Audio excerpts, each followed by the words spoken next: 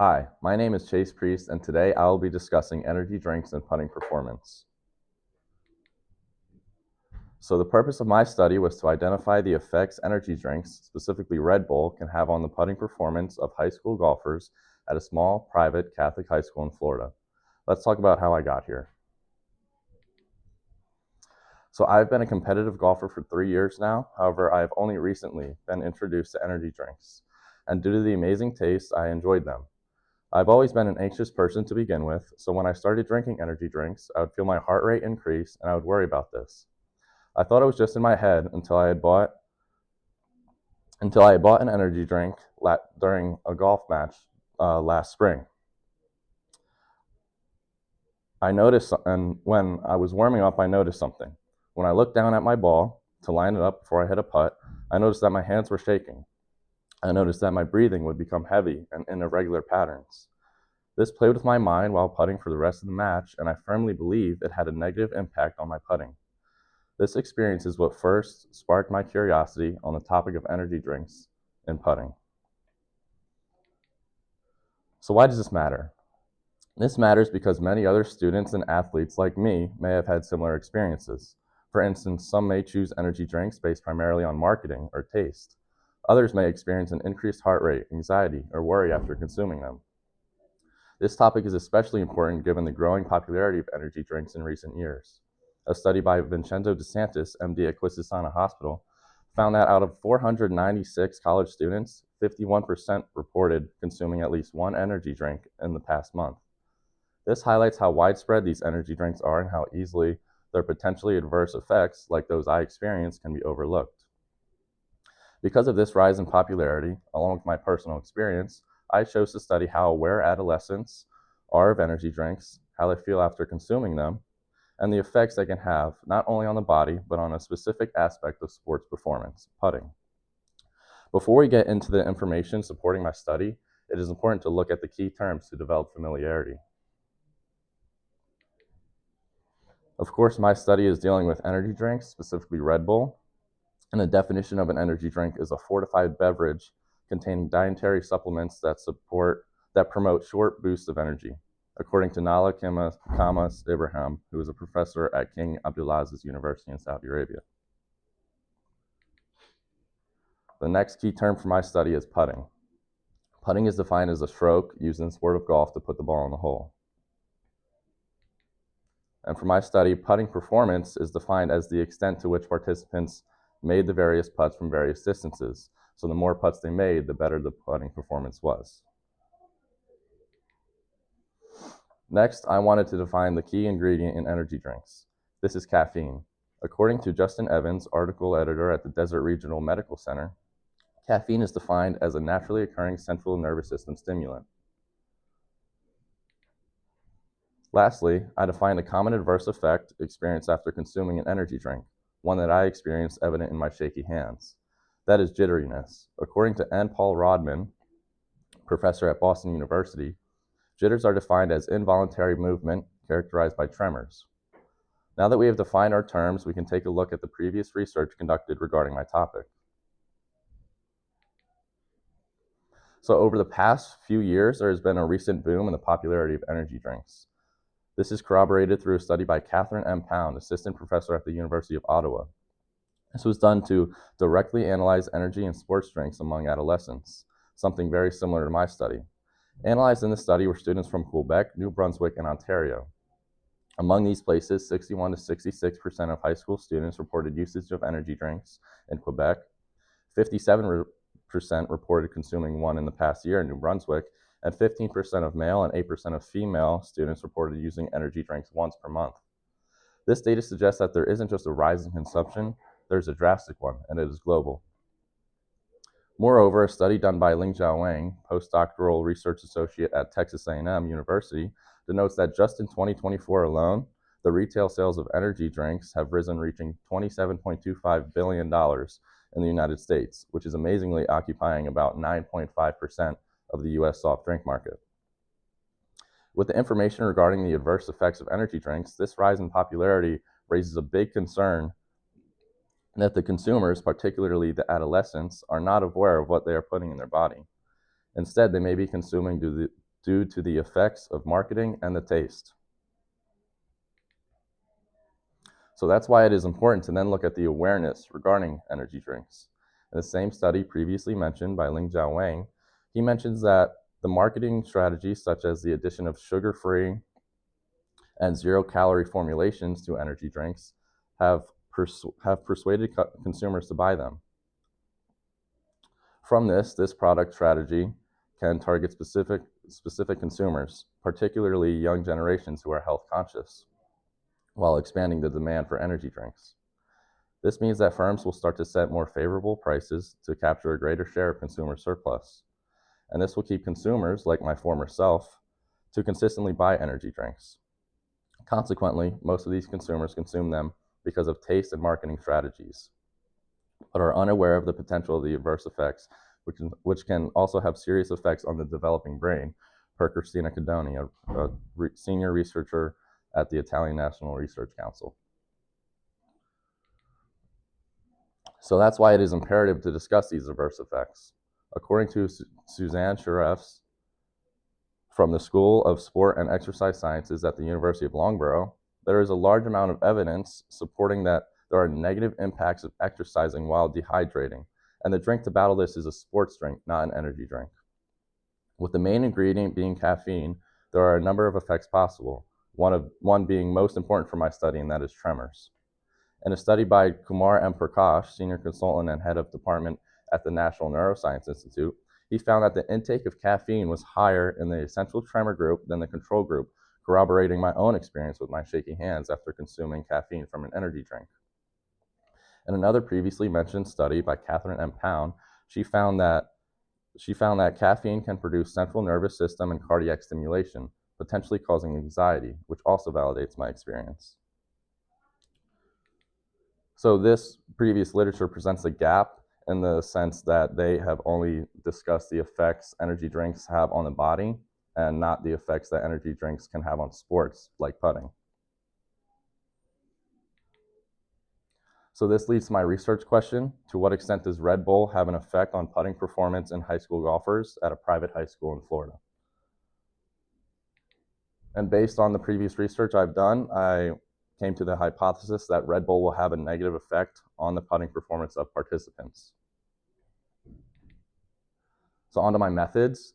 In order to conduct my research testing Red Bull and its effects on the putting performance, I used a mixed method approach, enabling me to cover all aspects of my study. First was a survey. This survey was sent out via email, first ensuring anonymity and permission. It contained 13 questions split into 3 sections of questions, which include beneficiality of energy drinks for sports, beneficiality of energy drinks for adolescents, and first exposure to energy drinks. The second section was an experiment. For my research, I conducted an experiment including a group of 7 active participants of the varsity golf team at a private high school in Fort Pierce, Florida. These golfers are considered adolescents, being 14 to 18 years of age, which is crucial to my experiment because adolescents have experienced the highest exposure to the rise in popularity of energy drinks. The participants in this experiment had to sign a waiver due to the necessary consumption of energy drinks prior to putting. All participants used the same putter and same ball for all the putts, and all participants were also tasked with the same 3 types of putts to limit confounding variables. These constants, including the variance of the putts, of course stayed consistent when switching groups. The putts consisted of 5-foot dead straight putts, 5-foot breaking putts, and 20-foot putts. Each participant performed these putts 5 times. Then I recorded the data using dot plots and used a table to present the difference in means. So onto my results. The first pie chart showed the results pertaining to the question, at what age did you first consume an energy drink? And most students, 45.4%, recorded their first energy drink at the ages between 12 to 15. But in total, this pie chart shows that over 80% have consumed energy drinks by the age of 18, showing just the popularity of energy drinks in this high school alone. The second pie chart presented the question, for those who drink energy drinks for sports purposes, to what extent do you feel they are beneficial? The results showed that in response to this question, survey says that 50.5% of responders believe that energy drinks are either very beneficial or somewhat beneficial for sports purposes. This means that over half of the student body that responded to the question believes that energy drinks are beneficial, even with the harmful chemicals presented in them. So the last question asked, for those who drink energy drinks prior to your sporting event, how do you feel physically while playing your sport? This was an open-ended question, so participants had free rein to tell me exactly how they felt after consuming energy drinks. The table shows a count of 25 positive effects, including examples such as energized, more energy, faster, like a boss, and perfect. However, the table also shows a count of 18 negative effects, which include good until wears off, energized but heart rate increases, jitters, shaky, and heart racing. In the second section, the data collected from all putting was displayed. The data shows the number of people, shown by the dots, and the number of putts they made, 0 to 5. The data is including every putt for all 7 participants of the experiment. If a participant were to miss a putt, a note would be taken. There are 6 dot plots showing how many participants made each putt and under which circumstance they made that putt. For the table presented below, the difference in means are calculated and the final answer is shown on the right. The first number in each equation represented the average number of putts made in the control group, and the second represented the average number of putts made in the experimental group. Then the difference in the averages is represented by the numbers in the third column. So on to my discussion. In the first pie chart, it is clear that the rise in energy drinks is present at this school. Out of 108 responses, over 80% of them have been exposed to energy drinks, corroborating the previous research. The survey also shows that there may be misconceptions among energy drinks because despite the negative effects that can be caused from them, the second pie chart emphasizes that half of the respondent population views them as beneficial, with another 35.5% being neutral, indicating that the idea of lack of awareness regarding energy drinks in adolescence is evident. This is also shown in the open-ended question, when a total of 18 respondents experienced negative effects of energy drinks and 25 experienced positive. This shows the fairly even split, even though it was not that way in the pie charts. Onto my experiment. So after my experiment, after conducting the experiment and completing the math by taking the difference of the means from the dot plots, it shows that there was no difference higher than negative 0.86, meaning that the data was not statistically significant.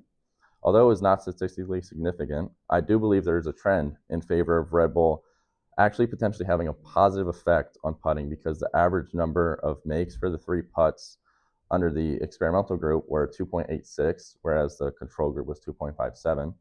2.57, where the control group was 1.71, and 0.29, where the control group was a little higher here at 0.57.